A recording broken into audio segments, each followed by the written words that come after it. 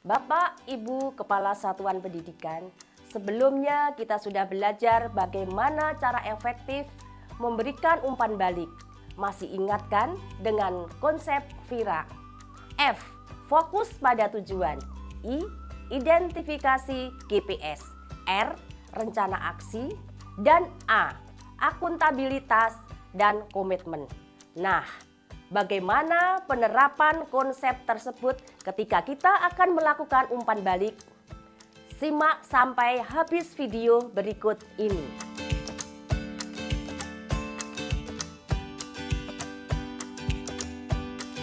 Langkah pertama yang harus Bapak Ibu lakukan adalah fokus pada tujuan. Misal, pagi tadi Anda baru saja melakukan kegiatan observasi pembelajaran saat pendidik mengajar.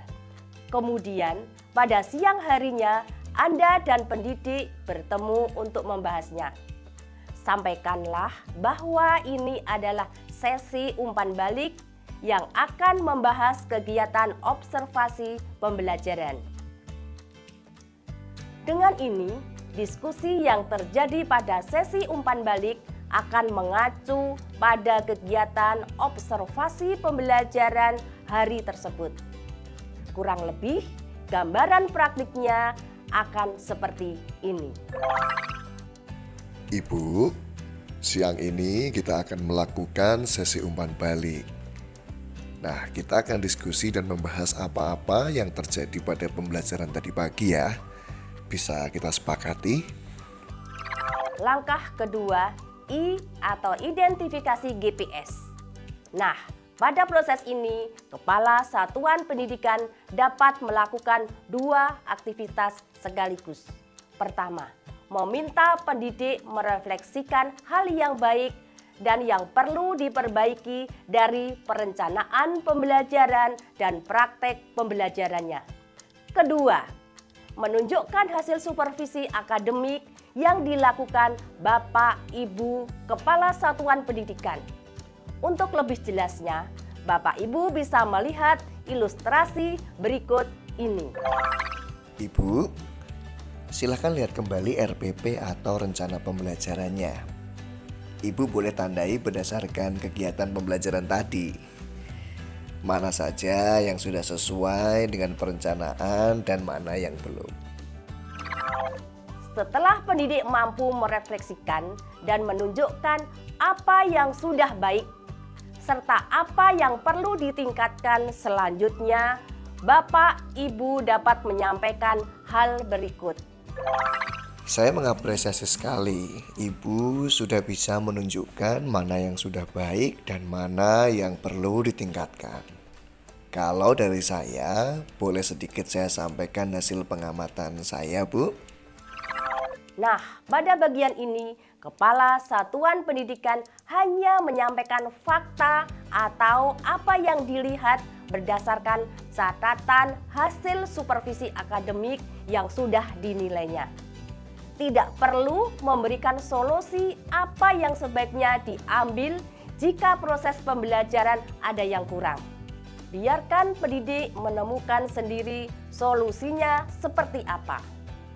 Masuk ke langkah ketiga, yaitu R atau rencana aksi. Kepala Satuan Pendidikan sebaiknya dapat berdiskusi dengan pendidik untuk menyepakati satu langkah kegiatan yang akan diperbaiki atau dilakukan beserta alasannya pada pembelajaran berikutnya. Nah, di bagian ini, Kepala Satuan Pendidikan harus mampu menahan diri ya. Nah, untuk tidak memberikan solusi. Ingat, ayo kita berikan kesempatan kepada pendidik untuk menemukan solusi dan caranya sendiri. Bagaimana caranya? Yes, cukup dengan memberikan pertanyaan-pertanyaan pematik. Contoh, Kepala Satuan Pendidikan dapat membantu memunculkan ide solusi dengan bertanya seperti ini. Dari hal-hal yang masih perlu perbaikan tadi, manakah satu hal yang ingin jadi prioritas perbaikannya? Seperti apa Ibu akan memperbaikinya? Pastikan pendidik sudah menemukan satu solusi perbaikan beserta langkah-langkah pengerjaannya ya Bapak Ibu. Sekarang kita masuk ke langkah terakhir, yaitu A atau akuntabilitas dan komitmen. Pada langkah ini, Bapak Ibu Kepala Satuan Pendidikan harus dapat memastikan pendidiknya benar-benar melakukan langkah-langkah perbaikannya. Oleh karena itu, Kepala Satuan Pendidikan langsung menyepakati waktu perbaikan yang akan dilakukan oleh pendidik. Kurang lebih, ilustrasinya akan seperti ini. Kapan Ibu akan melakukan perbaikan-perbaikan tersebut? Apa saja yang harus dipersiapkan? Bagaimana Bapak Ibu Kepala Satuan Pendidikan? Mudah bukan mempraktekkan umpan balik yang efektif kepada pendidik? Ada 4 poin yang penting yang tadi saya sampaikan. Ingat, setelah menyepakati bersama tujuan pada sesi umpan balik, Bapak Ibu Kepala Satuan Pendidikan sebaiknya dapat melakukan langkah-langkah berikut. 1. Meminta pendidik merefleksikan hal baik dan yang perlu diperbaiki dari perencanaan pembelajaran dan praktek pembelajarannya.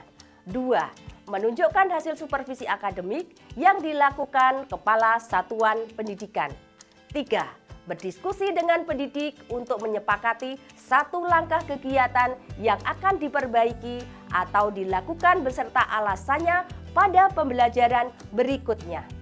Dan 4. Menyepakati waktu perbaikan yang akan dilakukan oleh pendidik.